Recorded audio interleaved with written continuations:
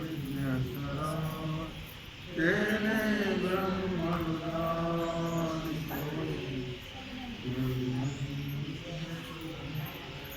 तेजो वायुर्नायता यत्र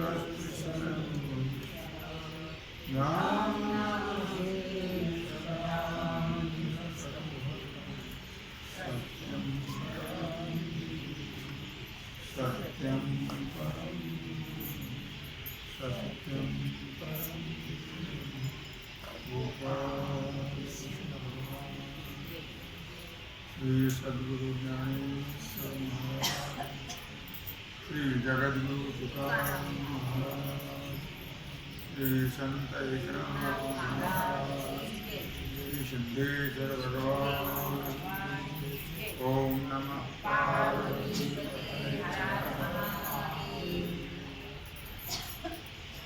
भगवान सिद्धेश्वराच्या असीम कृपेने श्री रुक्मिणी पांडुरंगाच्या चरणाजवळ बसून श्री सद्गुरु ज्ञानेश्वर महाराज, श्री जगद्गुरु तुकाराम महाराज, श्री संत एकनाथ महाराज यांच्या चरण सानिध्यामध्ये आपण सर्वजण मिळून महान ग्रंथात ज्ञानेश्वरीच्या 12व्या अध्यायाच्या 6व्या श्लोकाचा म्हणजे 76व्या ओवीचा आपण विचार करतो. एतु सर्वाणि कर्माणि मयि सन्न्यस्य मत्पराः अनन्येनैव योगेन मां ध्यायन्त उपासते.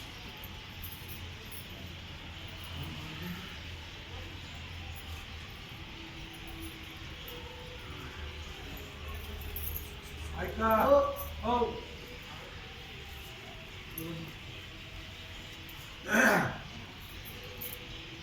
हेतु सर्वाणि कर्माणि मयि सन्न्यस्य मत्पराः अनन्येनैव योगेन मां ध्यायन्त उपासते. भगवान सांगतायत अर्जुना, आत्तापर्यंत आपण योगाचं वर्णन केलं, व्यक्त अव्यक्ताचा विचार केला, आता भक्ताचा विचार केला. भक्ती काय चीज आहे, भक्ती कशाला म्हणतात, भक्ती केली म्हणजे काय होतं, भक्ती कशी करावी लागते वगैरे विचार आता भगवान अर्जुनाला सांगतात. हे अर्जुना, एतु सर्वाणि कर्माणि, यावरच ते काही सोपं नाही इतकं म्हणून. एतु सर्वाणि कर्माणि मयि सन्न्यस्य मत्परः, सोपी गोष्ट आहे, अवघड आहे.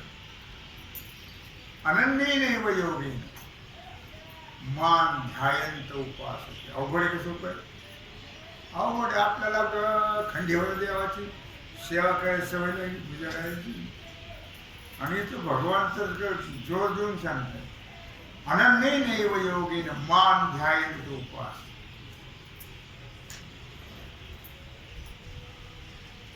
आपल्याला तर काही समजत नाही. आपण मागचं सोडत नाही, पुढचं झडत नाही. कसं सोडावं? आतापर्यंत आपण करत आणलं का? आम्ही सोडलं तर कसं काय होईल? देव कोपतील आपल्याला. कोण देव कोपेल? कोणता? खंडोबा, भैरवा, देवी, सगळे तोच आहे ना. कोण देव कोपेल? जे कोपणारे देव नसतात, जे कोपतात ते देव नसतात. भक्ताला सांभाळून घेतात ते देव. म्हणजे सगळे देव एकच आहेत आणि ते कोपणारे नाहीत हो. तर त्यालाही भक्ताची गरज आहे. म्हणजे सगळे देवाच नाही सांगितलं. तुम्हाला कोणाकोणाच्या मागे लागून आपलं आयुष्य व्यर्थ घालवायचे ते तुम्ही ठरवा. पण इथं मात्र भगवान या श्लोकातून सांगतात अनन्याश्चिंतयन्तु अनन्य नैव योगेन मान ध्यायंत उपास. इथं मात्र अनन्य भक्ती सांगतात. अनेक देवतेची नव्हे अर्जुना, माझे सगुण भक्त माझ्या ठिकाणी काय म्हणतात, मै संन्यस्य मत्पराः सर्वाणि कर्माणि. माझे भक्त जे आहेत ते माझ्या ठिकाणी सर्व कर्माचा संन्यास करतात. माझ्या ठिकाणी सर्व कर्माचा त्याग म्हणजेच मला सर्व कर्म अर्पण करतो. ब्रह्मार्पणम ब्रह्महविः यत् करोषि यत् जुहोषि ददासि यत् तपस्यसि कौन्तेय तत् कुरुष्व मदर्पणम्. सर्वाणि कर्माणि मयि सन्न्यस्य मत्पराः. अवघड आहे. अवघड म्हणजे आपण अवघड करतो. सोपं आहे सगळं, फार सोपं आहे यार. पण आम्ही मात्र सगळं अवघड करून ठेवतो. त्यामुळे आमची भक्ती सक्सेस होत नाही आणि उभं आयुष्य कधी न मिळणार अमोल व्यर्थ. कहत कबीर सुन भाई साधून आया वैसा गया. जसा आला तसाच जातो.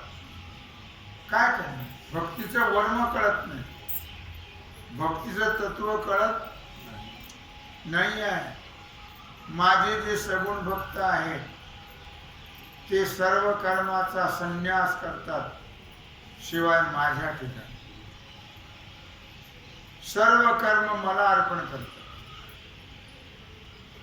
आणि मतपरायण होतात. आपण नेहमी सांगत असतो सर्व कर्म देवाला कसं अर्पण करा. भगवान या श्लोकात फार गोड सांगतात. सर्व कर्माणि मयि सन्न्यस्य मत्पराः या शब्दाला फार महत्व आहे. सर्व कर्माचा संन्यास करतात अर्थात सर्व कर्म भगवंताला अर्पण करून करतात. फार मोठा फायदा आहे बरं का. त्याच्यासारखा फायदाच नाही. कर्म तर करायचे आणि देवाला अर्पण करायचे. काय फायदा आहे? 84 लाख योनी कोटी कोटी वेळा फिरायचं थांबतं. जर कर्मफळाची इच्छा न करता भगवंताला कर्म अर्पण करून कर्म केलं तर मग जन्म मरणच नाही. कारण फळाच्या इच्छेने आपण कर्म करतो आणि त्या फळाचे भोग भोगण्याकरता पुन्हा जन्मायावे लागे एका. पुन्हा जन्माला यावं लागतं. आणि भगवत अर्पण बुद्धीनं कर्म केलं तर जन्म मरण संपलं. शिल्लक काही राहत नाही भोगायला.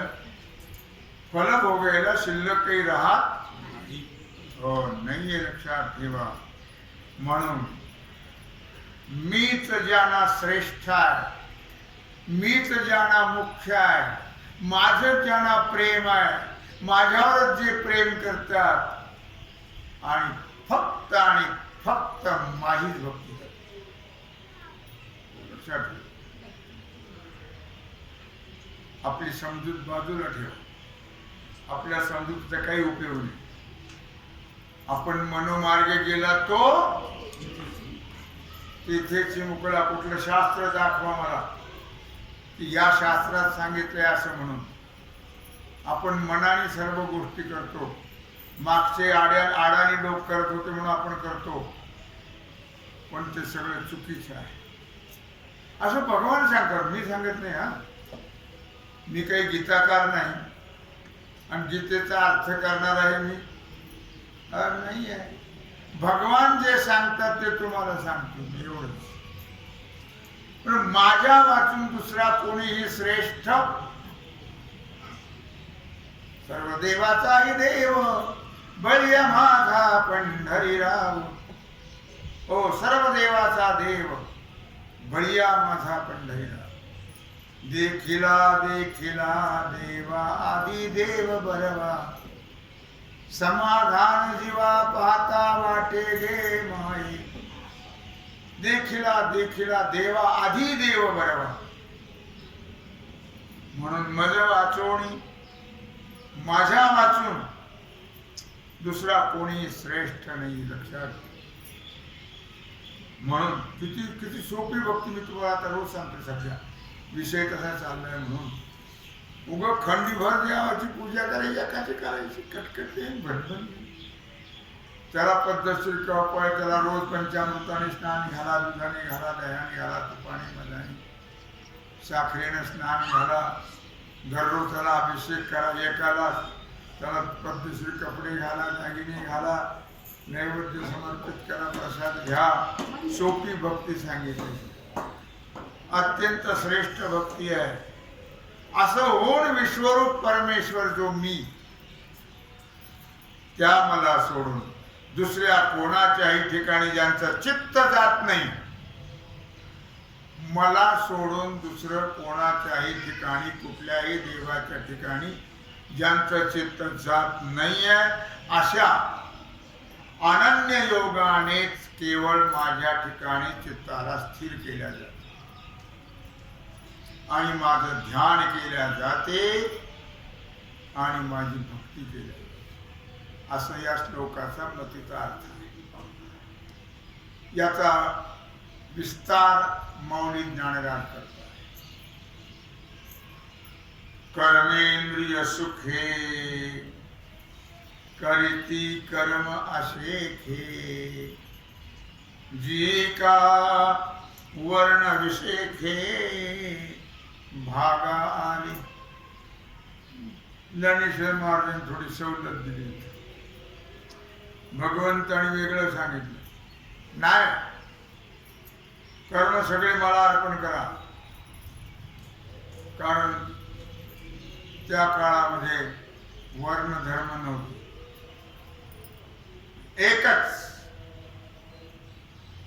भगवंताने पुढे नंतर लोकांची परिस्थिती पाहून वर्ण धर्म निर्माण केला. चातुर्वर्ण्यम मया सृष्टम का गुणकर्म विभाग. तेव्हा त्या जातपात आणि कुलन गोत्रन घनगिरी ही काहीच नाही कुठे. ते भगवंत म्हणतात, मग मी हा सगळा पाहायला विचार केला आणि ज्याच्या त्याचे जे जे जे जे कर्म करतात त्याच्या त्याला नावं ठेवले आणि त्यांना वेगळं वेगळं वर्ण निर्माण केलं. चातुर्वर्ण्यमय सृष्टी, गुणकर्म त्यांच्या कर्माप्रमाणे त्यांच्या गुणाप्रमाणे मी निर्माण केलं. पूर्व हा प्रकार नव्हता.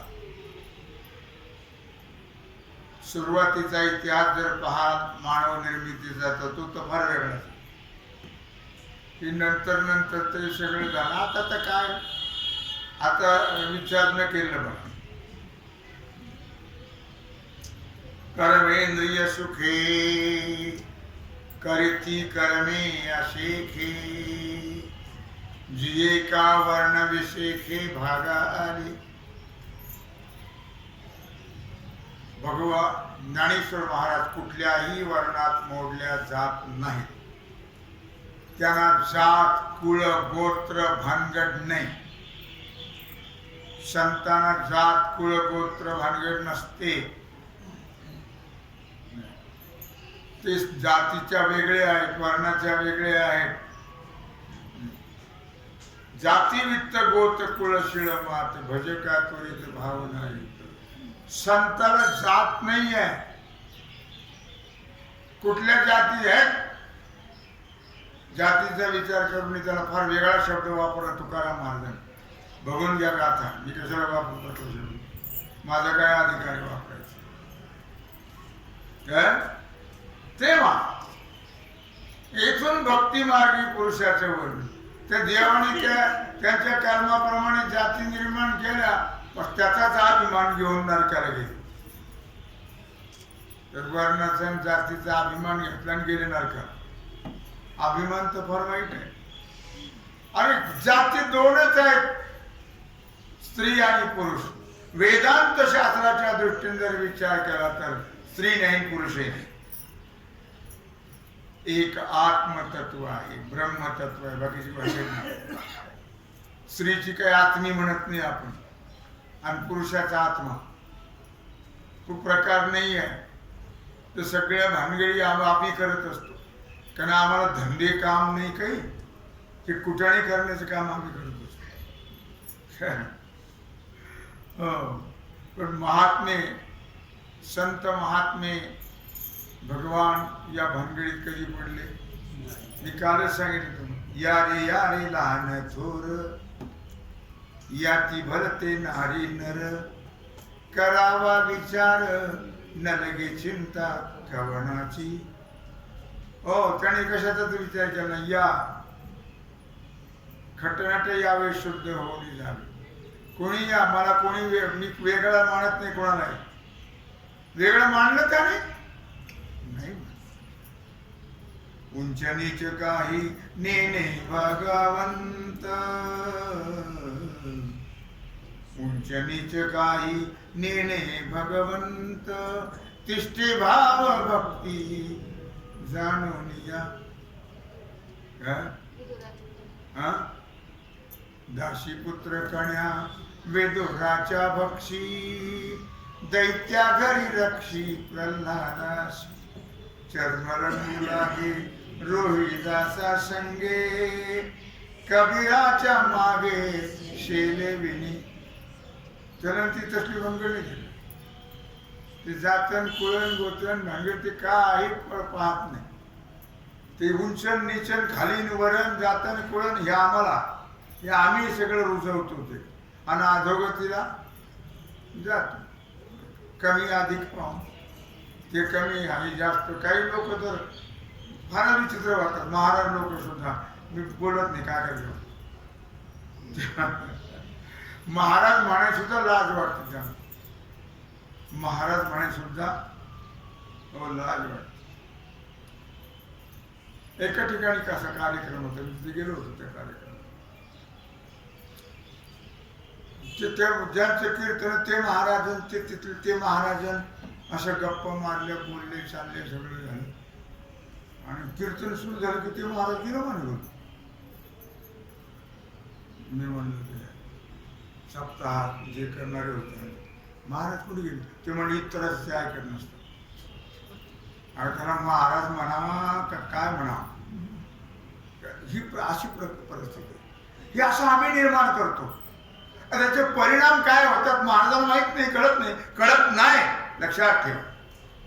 कळलं तर ते असे वागलेच, फक्त शाब्दिक ज्ञान लोकांना सांगण्यापुरतं.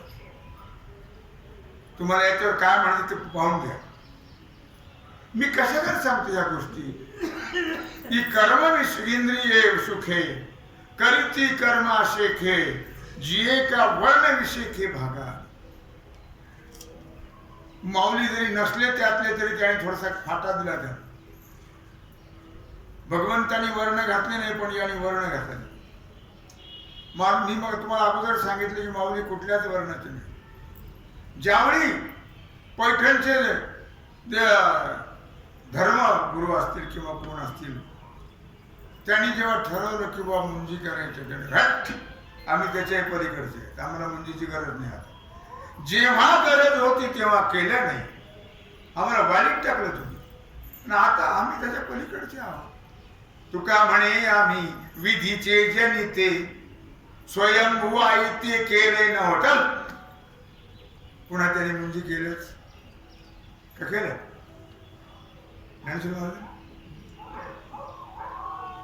केलं काय? तुम्हाला काय म्हणायचं? तुम्ही संदिग्ध का?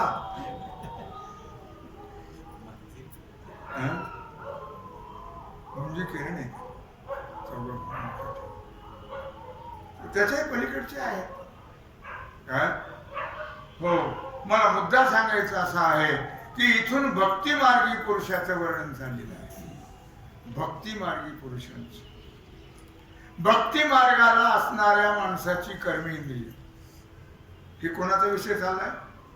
भक्ती मार्गातल्या पुरुषाचा, भक्ती मार्गी लोकांचा हा विषय चाललेला आहे. बाकी सगळे जगाचे कुटाणे करायला हे लोक तयार नाही. आता ज्यांना आवड नाही त्याला काय त्याला सांगू, काय सांगू, हा सांगितलं तरी काय परिणाम होणार आहे.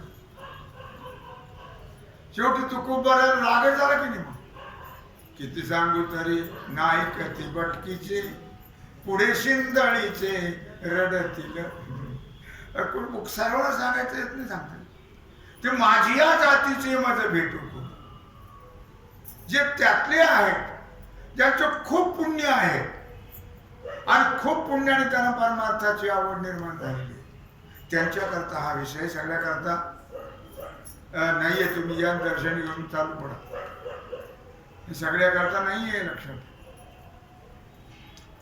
म्हणून भक्ती मार्गात असणारी जी लोक त्या लोकांनी कर्मेंद्रिय आपल्या वर्णधर्मानुसाराप्रमाणे सर्व कर्म आनंदाने करावे किंवा ते सर्व कर्म आनंदाने करतच असतात. कसे केलं तरी कर्म करावंच, बळजबरीने करण्यात आनंदाने करा, पण कर्म करावंच लागतं. पण इथं शब्द वापरलाय म्हणून म्हटलं काय कर्मेंद्रिय सुखे, सुखे शब्द वापरले, आनंदाने कर्म करतात बिचारे. भक्तिपंथाला अनुसरणारे कसे असतात, भक्तिपंथाला अनुसरणारे कसे असतात याचं वर्णन या श्लोकात केलेलं आहे आणि त्याचा विचार मौली करता आहे. भक्ती मार्गाचं आचरण करणाऱ्याने कर्म त्याग करण्यामध्ये प्रयोजन नाही. भक्ती मार्गाचं आचरण करणाऱ्याने कर्माचा त्याग करू नये. वर्णाधर्माप्रमाणे जे काही आपल्या वाट्याला आलेले कर्म आहेत ते नक्की करावेत. कारण वर्ण 4 आहेत, चातुर्वर्ण्यम. शिखासूत्र तुझा गुंतला जमाण, तोवरी तुझान श्रुतीदास. जोपर्यंत शेंडी आणि जानवं आहे तोपर्यंत कर्म करणं गरजेचं आहे. संन्यास घेतल्यावर कर्म करण्याची गरज. तू खूप बऱ्याच स्पष्ट बोलतोय. शिखासूत्र तुझा गुंतला जमाण, तोवरी तुझान श्रुतीदास. तोपर्यंत तुला श्रुतीने सांगितल्याप्रमाणे कर्म करावं लागेल. नाथराय सुद्धा वर्णन करतात 11व्या अध्यायात 654, 55, 56 माझ्या भजनी प्रेम अधिक, न सांडावे नित्य नैमित्तिक. वैदिक लौकिक दैहिक, भक्तासी बाधक नव्हे कर्म. काय म्हणतात नाथराय, माझ्या भजनी प्रेम अधिक. भक्त म्हटलं की त्याचं प्रेम भजनाच्या ठिकाणी असतंच भगवंताचे. नाही त्याचंच नाव भक्त आहे.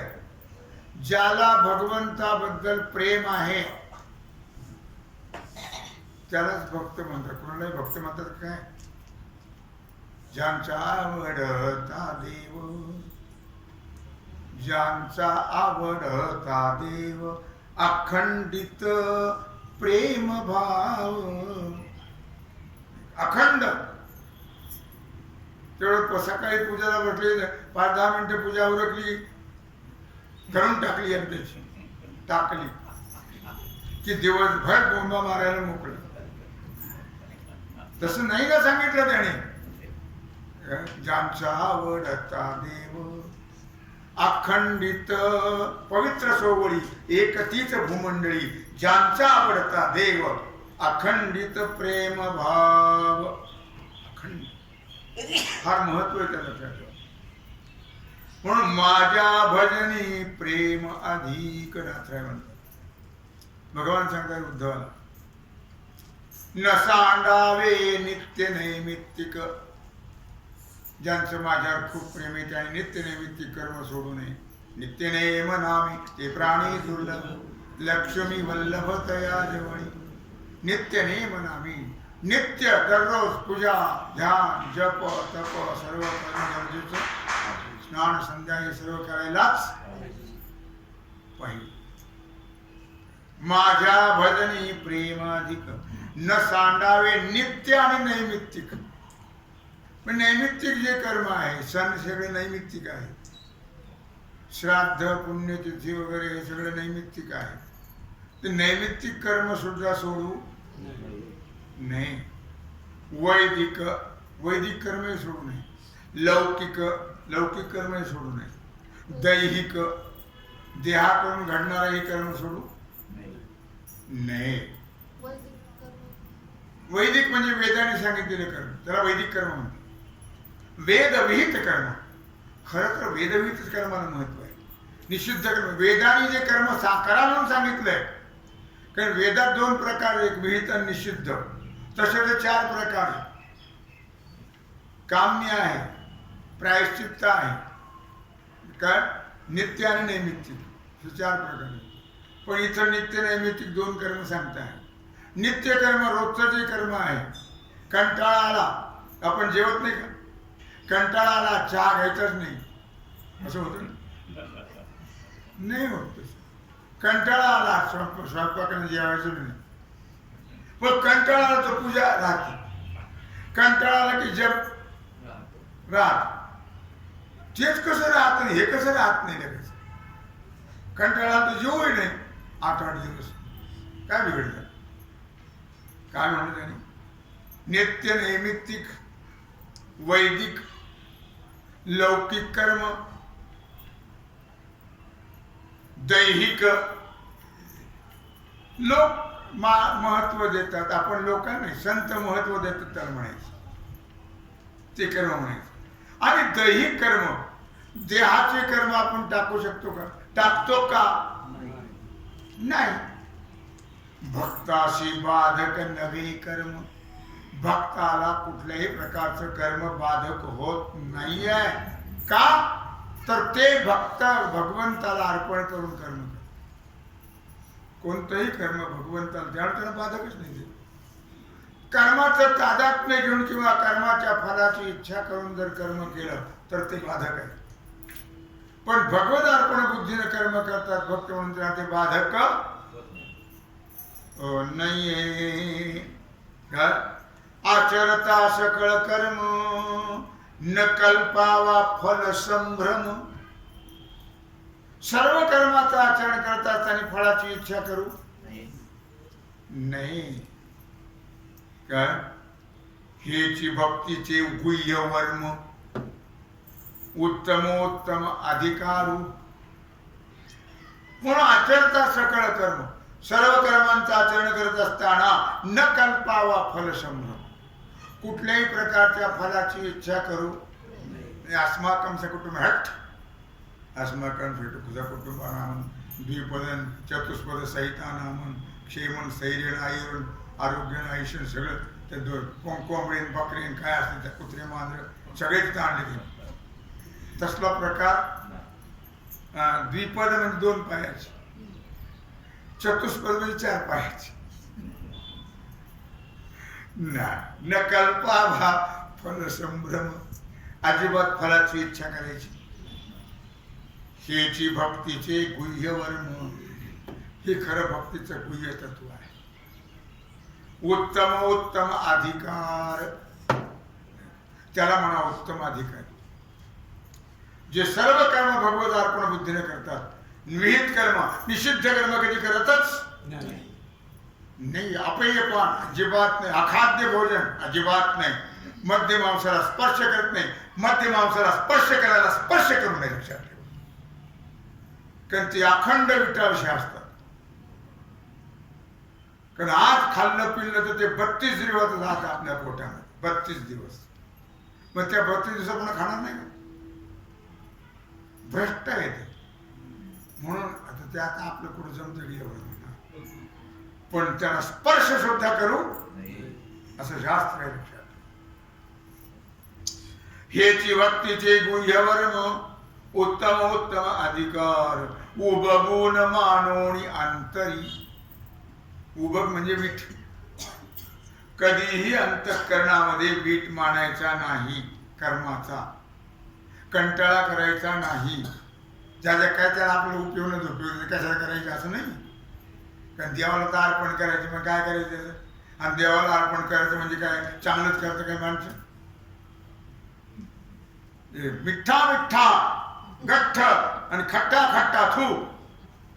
जे चांगलं आहे ते आपण आणि वाईट आहे देवाला ठरलेलं आहे आपण.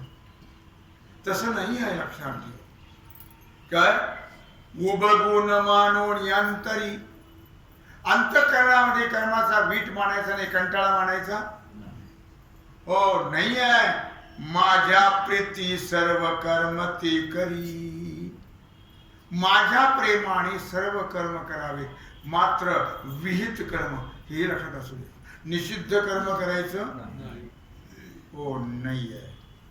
काय हो काय म्हटलं ते? आणि माझ्या प्रीती माझ्या प्रेमाने सर्व कर्म ते करी. सर्व कर्म करावे, वीट मानायचा नाही. जे फळाशे येते काही न धरी, भक्तीचा अधिकारी तो जाणा. कुठल्याही प्रकारच्या फळाची आशा तो धरत नाही. तो खरा भक्तीचा अधिकारी. देवाला अर्पण करून जे कर्म करतो, फळाची इच्छा करत नाही, तो आहे उत्तम अधिकारी. त्याला उत्तम अधिकारी. बरं, फळाची इच्छा केल्यावर फळ मिळतं का? समजूत आहे आपली ती. जसं आपलं कर्म असेल, संचित असेल, प्रारब्ध तसंच घडतं. फळाच्या इच्छेने कर्म केलं तर होत नाहीये. लक्षात. भक्ती मार्ग जर सोडला तर बाकी सगळं असंच आहे. भक्तीचं काहीच वायाला जात नाही आणि बाकी सर्व वायालाच जात. म्हणून हेच भक्तीचे गुह्य वर्म, हे भक्तीचं खरं गुह्य तत्व आहे. उत्तम उत्तम अधिकार हा खरा भक्तीचा अधिकारी आहे. तुला उदाहरण दिलं, पिंपरे खावयाचे निचाडे, न लाविती पिंपळाची झाडे, तेवी कर्मे करिता वाडी कोडे, फळाशा पुढे उठेना. पिंपळ लावतात म्हणजे पिंपळ खायला काय नाही. कधीही पिंपळाच्या इच्छेनं पिंपळाची झाडं लावीत नाही हो नाहीये. तर त्याप्रमाणे कर्म करिता वाडे कोडे. अवघड असो सोपं असो, कुठल्याही प्रकारचे कर्म करत असताना फळाच्या पुढे उभी ठाकेना. ती फळाची आशा त्यांच्या पुढे कधीच येणार माझ्याकरता कधी म्हणणारच नाही. कधीच म्हणणार नाही. मी सकल जगाचा जनिता, मुख्य पितरांचाही मी पिता. पितामहस्य जगतो माता धाता पितामह. काय म्हणतात बघ, मी सकळ जगाचा जनिता, सर्व जगाला उत्पन्न करणारा मी आहे. जनिता उत्पन्न करणारा, मुख्य पितरांचाही पिता. पितरांचाही पिता मी आहे, पितामह. काय सगळं पितरांचाही पिता, त्यामध्ये कर्मनार पिता, विरुद्ध सर्वता ते श्राद्ध. मग ते कर्म जर मला अर्पण केले नाहीत तर सगळे विरुद्ध आहेत. श्राद्ध तर्पण केल्यासारखं. आपली भावना काय, त्याला मिळतं ते, त्याला मिळतं ते. कुठे गेले कोणास त्याला मिळतं. उगाच पिछेशी आई ना आगे धकाई रूढी आहे. करत राहावं करावं, त्याबद्दल माझं दुमत नाही जरूर. पण नाथराय वर्णन करत आहेत, जे आम्ही पितराच्या उद्देशाने करावं बरं का, करू नये असं नाही. त्या निमित्ताने त्यांचं स्मरण होतं. अक्षय तृतीया आहे, पक्ष आहे, श्राद्ध आहेत वगैरे वगैरे जे आहेत ते त्यांच्या निमित्ताने जरूर करावं. त्यांचं स्मरण येते. निदान तेवढ्या वेळेत तरी आपल्याला त्यांची आठवण होती. नाही तर कशाची आठवण होती? आपण आपल्या प्रपंचामध्ये रंगून गेलो, त्यांनी आपल्याकरता काय कष्ट झेलले, किती प्रयत्न केले, कधी सुद्धा स्वप्नातही आपल्याला त्याची आठवण येत. पण त्याला या निमित्ताने स्मरण आहे, ते पुण्यस्मरण म्हणून जरूर करावं. काय मुद्दा आहे की त्यामध्ये कर्मनार पिता. जर मला ते कर्म अर्पण केलं नाही तर विरुद्ध सर्वता ते श्राद्ध. मी म्हणत नाथराय वर्णन करतो, जे विरुद्ध आहे त्याला श्राद्ध म्हणतात. ते विरुद्ध केलं जातं. श्राद्ध कर्म 3-3 तास केलं जातं. किती तास?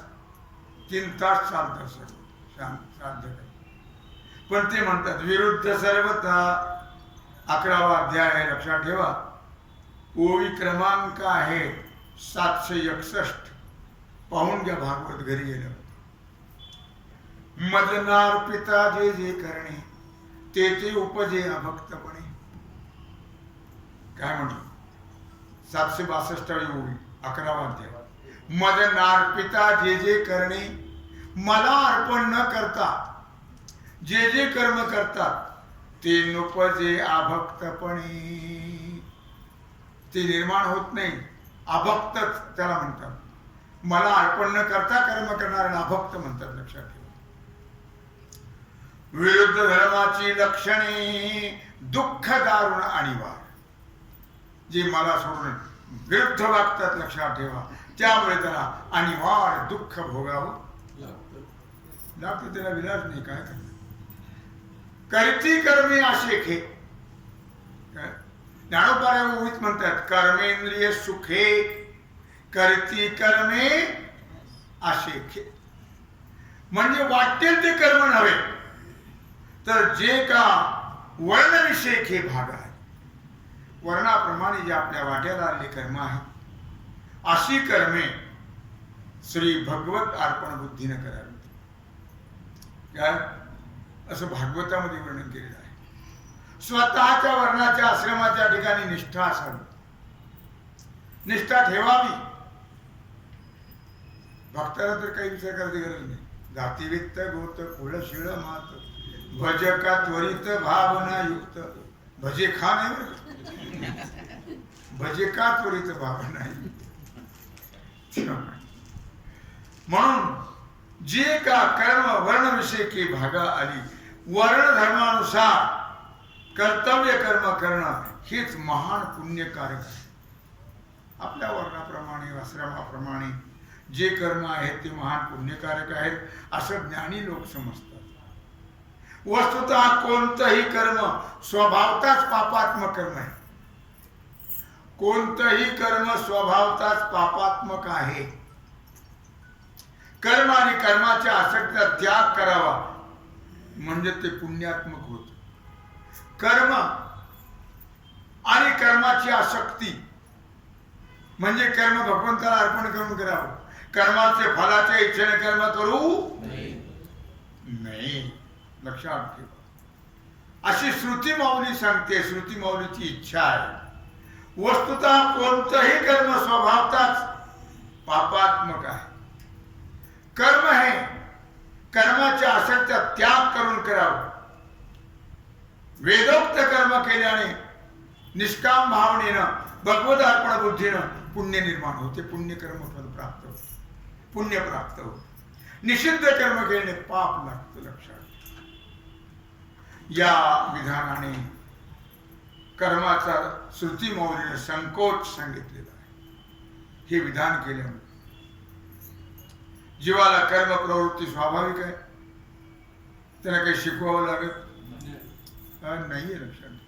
स्वाभाविक कर्माकडे प्रवृत्ती, स्वाभाविक परमार्थाकडे प्रवृत्ती नाही आहे. लक्षात ठेवा. सांगावं लागतं. करा रे बापानो साधन हरीचे. करा रे बापानो साधन हरीचे. जनी करणीची करू नका जेणे नाही जन्म. यमाची यातना ऐशिया साधना. करा काही हरिमुखी गाता. हरपली चिंता त्या नाही मागुता. जन्म घेणे उठल्यावरती सर्व चहा पिला रे बापानं, प्या रे बापानं असं म्हणलं. नाश्ता करा रे बापानं नाही. आपुला तो एक देव करून घ्यावा ते नेविन जीवा.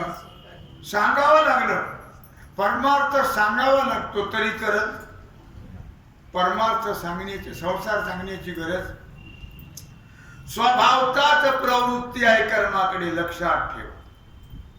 त्याला शास्त्राज्ञेची आवश्यकता नाही आहे. तो शास्त्राज्ञेची वाट पाहत स्वैर कर्म प्रवृत्तीला आळा घालावा याकरता शास्त्रविधी आहे.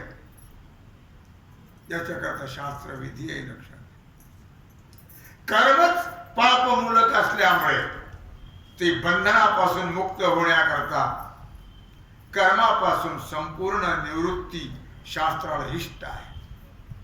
कर्मापासून निवृत्त व्हा म्हणजे सर्व कर्म देवाला अर्पण करूनच करावं.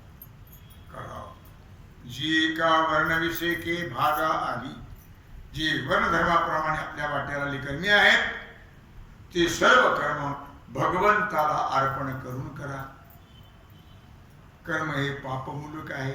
देवाला अर्पण केलं की ते पवित्र श्रेष्ठ होतं. लक्षात ठेवा. आणि त्यापासून आपल्याला अंतकरण शुद्धी होऊन ज्ञान होतं आणि ज्ञानाने मोक्ष प्राप्त होतो. कर्म हे बंधनकारक भगवंताला अर्पण केलं तर ठरक नाही आहे. नाहीतर मग कर्म हे बंधनकारक आहे. कर्मानेच जीवाला मोक्ष मिळतो, कर्मानेच बंध प्राप्त होतो. स्वैर कर्म प्रवृत्तीला आळाच घातला पाहिजे. लक्षात अशा प्रकारे नाथरायने या विषयाचा खूप सुंदर विचार केलेला आहे. 11व्या अध्यायामध्ये त्याचा विषय आलेला आहे. तेव्हा ज्याला पाहायचा असेल त्याने पाहून घ्या. 11वा अध्याय भागवताचा सुंदर विचार केलेला आहे. विधिते पाळित कर्म करा, पण विधिवत कर्म करा. वेदाने सांगितल्याप्रमाणे कर्म करा. विहित कर्म करा, निषिद्ध कर्म करू नका. विधिते पाळित निषेधाते गाळित मद देऊनी जाळीत कर्म फळा. पुढच्या ओळीचा विचार फार सुंदर सांगतायत. याला अनुसरूनच तेव्हा झालेली सेवा भगवत चरणी समर्पित करून राहिलेला जो सेवेचा भाग आहे तो आपण उद्या बघू. कुंडली गवळे ओम नमः पार्वती माता विश्वात्मके